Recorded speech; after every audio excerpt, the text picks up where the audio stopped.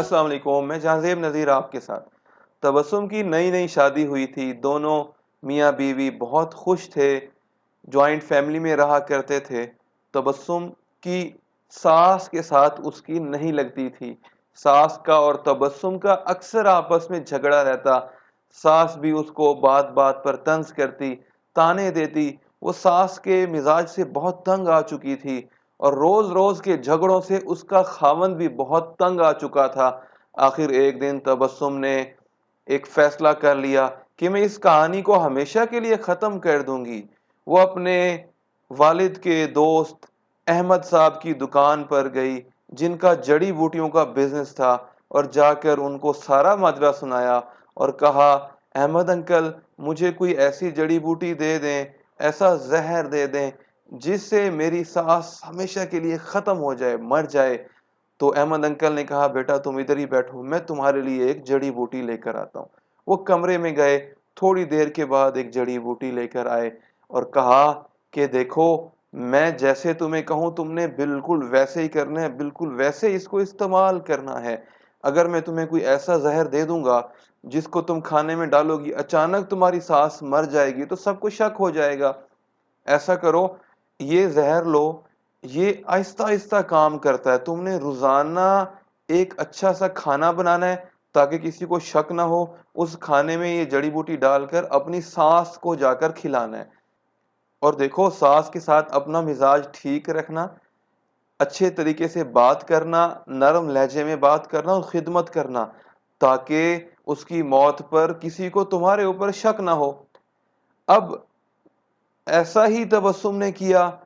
रोज अच्छा खाना बनाती, उसमें वो जड़ी बूटी डालकर बड़े अच्छे तरीके से अपनी सास के पास लेकर जाती, उसकी खिदमत करती, बड़े अच्छे तरीके से पेश आती। एक दिन, 2 दिन, हफ्ता, महीना, वक्त गुजरता गया और तबस्सुम और उसकी सास के दरमियान ताल्लुकात अच्छे होते चले गए। घर का माहौल अच्छा हो गया और उसका शौहर भी बहुत खुश हुआ। अब तबस्सुम की सास जहां बैठती, अपनी बहू की तारीफें करती, और तबस्सुम भी अपनी सास को अपनी माँ की तरह ट्रीट करती कि जैसे वो माँ की तरह है। और सास भी तबस्सुम को अपनी बेटी की तरह ट्रीट करती। दोनों के दरमियान बहुत दोस्ती हो गई। सब घर वाले बहुत खुश हुए। वो 6 महीने के बाद अहमद अंकल के पास दौड़ी दौड़ी आई और कहा, अंकल, अब मुझे कोई ऐसी जड़ी बूटी दे दें जिसकी वजह से मेरी सास के अंदर से जहर का असर कम हो जाए, खत्म हो जाए। मैं उनको मारना नहीं चाहती। अब उनके और मेरे ताल्लुकात बहुत अच्छे हो गए हैं, मैं उनसे बहुत मोहब्बत करती हूँ। अहमद अंकल मुस्कराए और कहा, बेटा, कौन सा जहर? मैंने तो तुम्हें विटामिन वाली जड़ी बूटी दी थी ताकि तुम्हारी सास की सेहत अच्छी हो, ताकि तुम दोनों के ताल्लुकात अच्छे हों। देखो बेटा, प्रॉब्लम दोनों तरफ से होते हैं। तुम्हारा मिजाज भी सख्त था, तुम भी जवाब देती थी।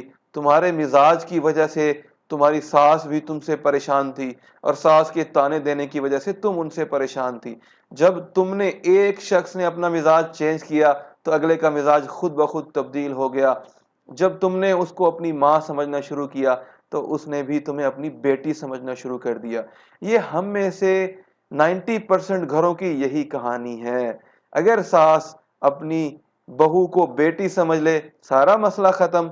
अगर आने वाली बच्ची अपनी सास को माँ समझ ले और जैसे अपनी माँ की खिदमत किया करती थी, जैसे अपनी माँ की कड़वी कसीली बातें बर्दाश्त करती थी, फिर भी उसके साथ हुस्न सलूक से पेश आती थी, अगर दोनों तरफ से ये सलूक ठीक हो जाए तो हमारे घरों का माहौल ठीक हो जाएगा, हमारे घरों की माशरत ठीक हो जाएगी।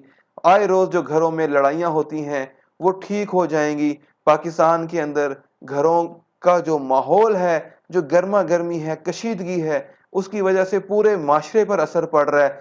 तो आइए हम भी तबस्सुम की तरह अपनी सास की खिदमत करने लग जाएं। मेरी माएँ बहनें जो सुन रही हैं वो तहैया करें कि हम भी तबस्सुम की तरह अपने मिजाज को तब्दील करेंगी, और जो जिनकी बहू हैं वो भी अपनी बहू को अपनी बेटी की तरह समझेंगी।